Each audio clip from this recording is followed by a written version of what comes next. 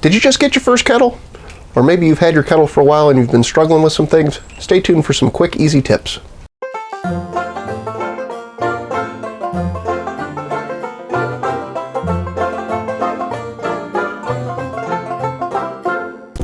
What's up, YouTube? Hope Nickel Barbecue back with you again. If you're new here, basically this channel we do some cooking.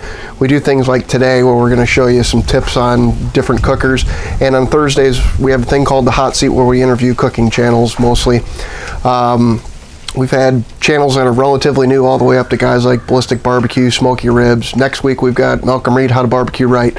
So if that's something that interests you, hit that subscribe button so that you don't miss anything new. If you want to hit the bell, hit the bell. If you don't, you don't. All right, let's get on to it. So you just got this new Weber grill. You got it all put together, and now you're trying to figure out, I don't know what to do next.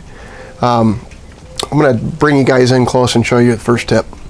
All right, guys, the first thing you want to do is you want to mark your 25% open, your 50% open, and your fully open. I just used a Sharpie. You'll notice that this here is not what is actually fully open. This play from here to here is to actually knock the ash down into this ash hopper here. So what you'll find out is set it at 25%, throw a thermometer in there, see what your temperature is. For me, it's about 250 here in Ohio. Halfway is about 325-ish, and for low and slow, that's about as far as you're going to want to go. After that, you can just play with it just a little bit and move it. It'll take typically 10 or 15 minutes for your temperature to stabilize. All right, guys, probably the shut up, bird.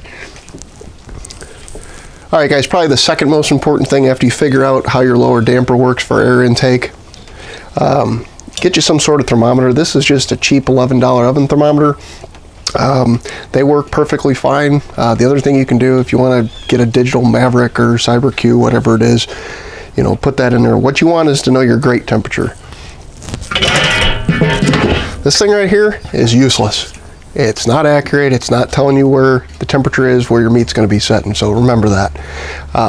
Once you kind of learn things, you might figure out that if your grate temperature is sitting at 250, that this will read 350 and kind of put you in the ballpark. But I'll give you a better way here on number 3. All right, guys, tip number 3, keep this top vent wide open. Two things. Number 1, you don't want stale smoke in your cooker. Number 2, it just helps keep airflow. Tip number 4 here that I'm going to show you is with this thing wide open, you can actually take a flashlight and look down in there. You can see what your thermometer is reading. You can see what the meat looks like, all without having to take the lid off. All right, guys, tip number 4, I'm not sure if you can see this through the camera or not, but you can actually look through these holes and see down at what your temperature gauge is reading. All right, guys, as with any grill, the most important thing is make an adjustment to one vent, and that's it. See what it levels out at. Don't be the guy that closes the bottom vent a little bit, takes the top vent, closes it, because then you have no idea what you just did. Take one thing, change it, see what the temperature does, and then learn from it. And then step by step, you'll slowly figure out how to make this thing purr like a kitten. All right. Hey guys, I appreciate you watching. I actually made this video for In For The Grill. He just got a kettle, and I just wanted to help him out. His card will be up here, I don't know which side they go on. Thanks for watching. See you guys next time.